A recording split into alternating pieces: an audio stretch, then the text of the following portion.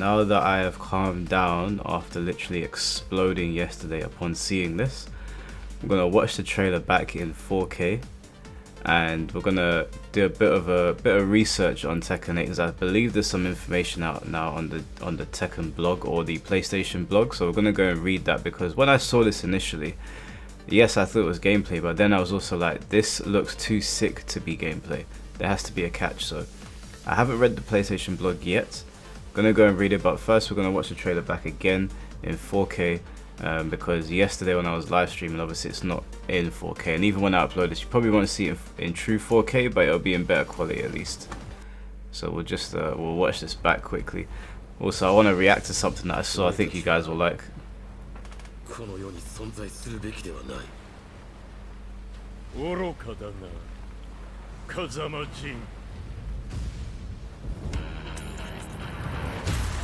This looks insane. I didn't even clock in the background there's a ship like breaking apart.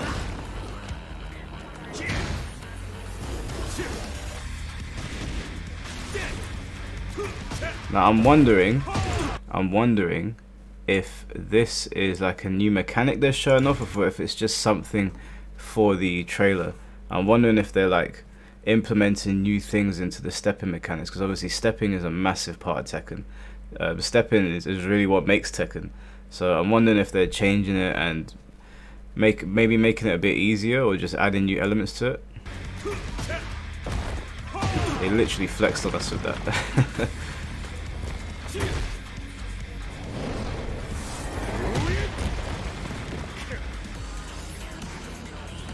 I want to know what products Jin and Kazuya use in their hair. Shit just stays perfect.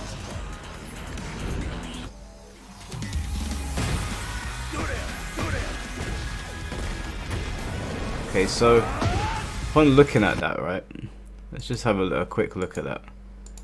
So Kazuya hits him. Just close the sound for a second and change the speed. So Kazuya hits him with a two-piece here, right? So that's crumple state. That was a perfect electric wind god fist. That is a tailspin. So it looks like tailspins are still in the game. I heard someone saying that tailspins and bounds are going to be in this game, that they're just going to throw everything at this game, which I wouldn't be surprised at, because this is meant to be the closing chapter of the Mishima saga from what I understand. So it would make complete sense for them to do that. We'll put this back on normal speed and just watch the rest of the trailer.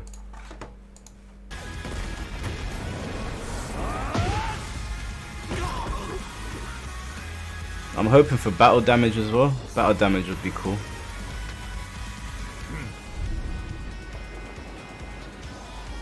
They just look more, they look more human now, even though they still look ridiculously wedge.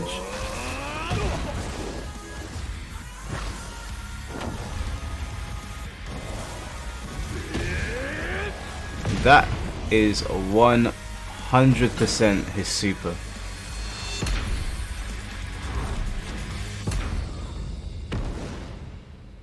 Yeah, the logo looks great. Everything there is extremely impressive.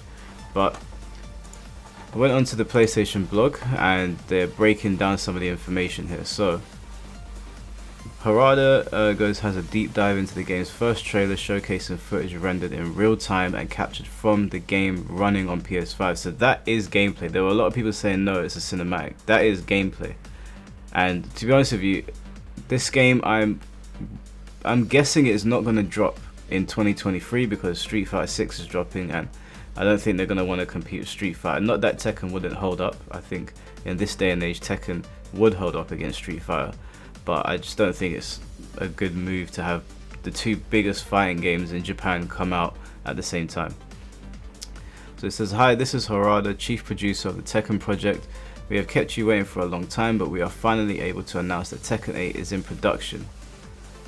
The trailer was actually taken directly from a certain part in the current work in progress Tekken 8 story mode played on PlayStation 5. In other words, all the character models, backgrounds and effects are the same ones that are used in-game. Although this was captured from the story mode, it is not a pre-rendered movie made for the trailer, but rather real-time rendered footage running at 60 frames per second, similar to how you would experience the game in versus battle. Of course, some of the effects dialogue as well as the camera angle is currently being updated and may change when the game launches. So, as I said, yeah, you can tell that they've altered camera angles for the trailer, which is exactly how you should do a fighting game trailer, but that is more or less what it's going to look like when we're playing it, which is just mind-blowing. I don't know if like all of the effects are going to distract people. I'm sure we'll get used to it. It's just it was a lot to look at initially. Like I was looking at it, I was thinking, what the hell am I looking at?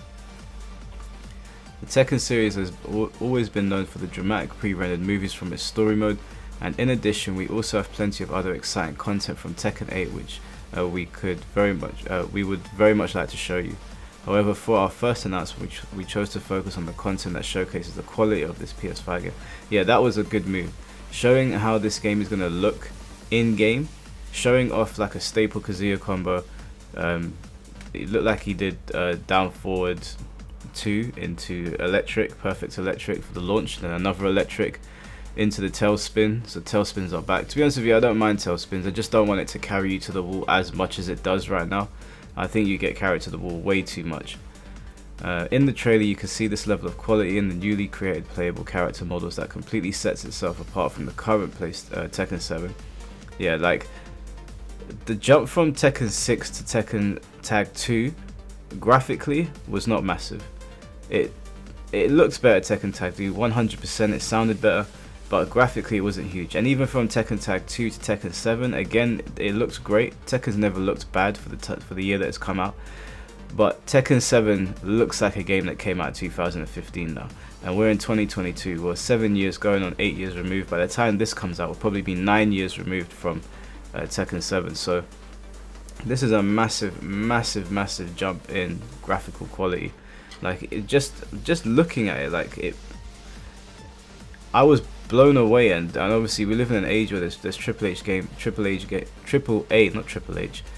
games all over the gaff. So I'm used to seeing games that have really cool graphics, but I just wasn't expecting that. That was honestly mind-blowing. This is not footage created solely for trailer purposes, but an actual real-time rendering of what is happening on the game screen. So I can't wait to see what other characters look like in this. I can't wait to see how they've changed them up. Also, if you pay attention to the background during the battle, you can see dynamic waves and tornadoes, a huge tanker gradually breaking apart, storm rendering so realistic that you can feel the wind pressure, the density of the rain. Yeah, like I 100% have to agree. When I was watching Jin and Kaz fight there, it just felt intense. Like it felt like the conclusion of a saga. Like it felt like Namek, you know, like when Goku was fighting Frieza and Namek. Those were the vibes that I was getting there. These are all battle stage effects to be used in this title. We are of course working hard to enhance the quality even further. I mean, even if you don't, I'm happy with that, but if you're gonna, then more power to you. In the latest version of the work in progress build, the quality is dynamically improving each day, with the giant tanker moving close to the shore in the background and large flames flare up near where the character is standing. We hope you look forward to seeing them in game. Also, the Tekken series holds the record of being the longest running story in a video game. Yeah, I thought that it was Mortal Kombat, but yeah, it's Tekken, because Tekken has just been continuous. Mortal Kombat's reset itself like once or twice. So just as the ending dialogue of Tekken 7 mentioned, this new entry will focus on the father and son showdown between Kazuya Mishima and Jin Kazama.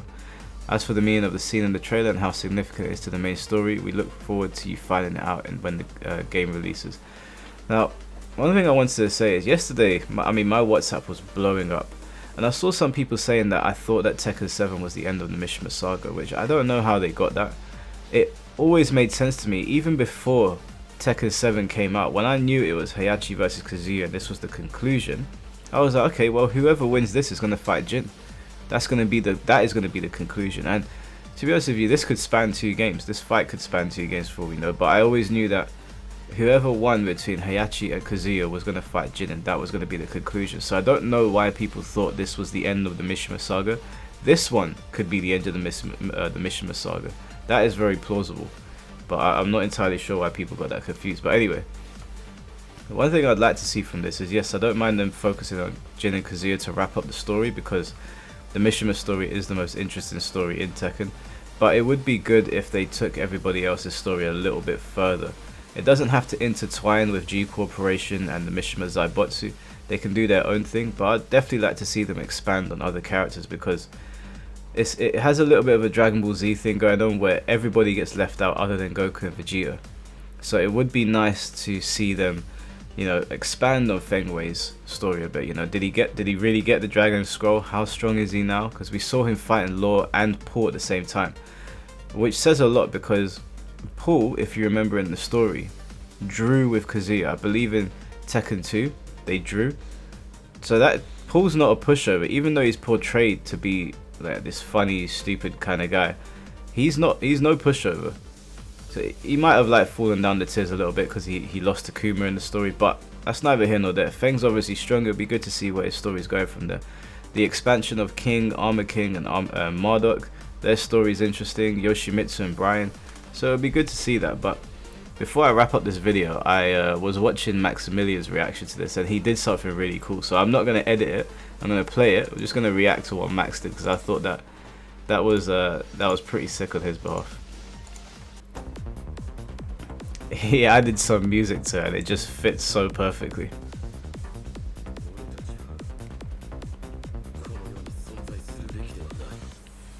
It's just perfect.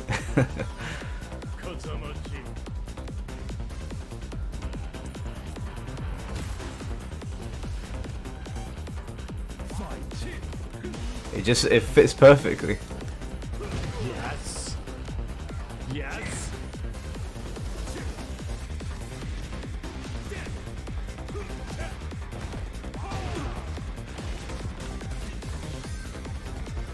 Yes.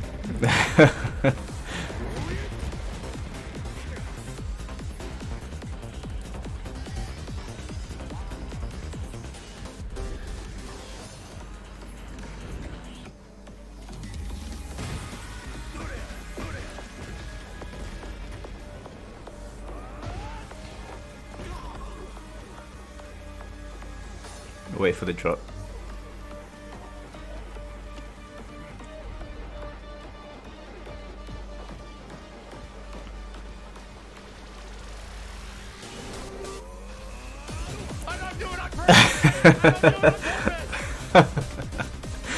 That was perfect. Max has got the hands of God.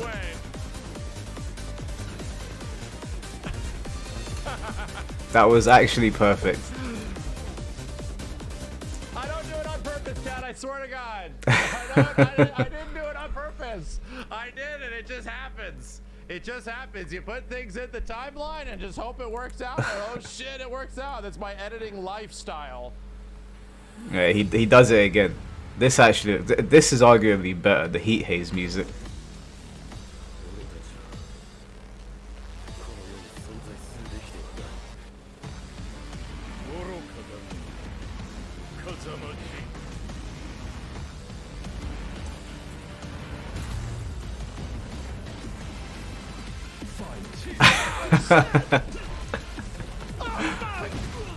Shout outs to Max. Absolutely brilliant.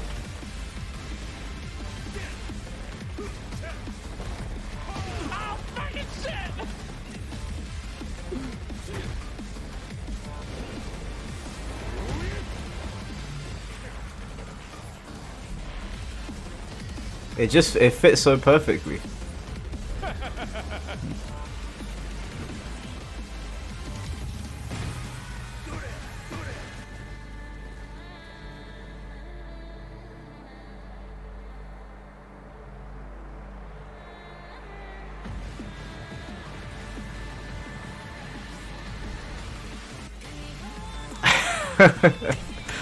Oh, it's so sick.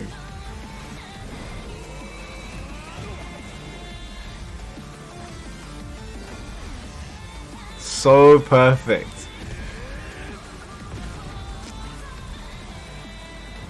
Wow. Still pretty good. Listen, music and fighting games go hand in hand.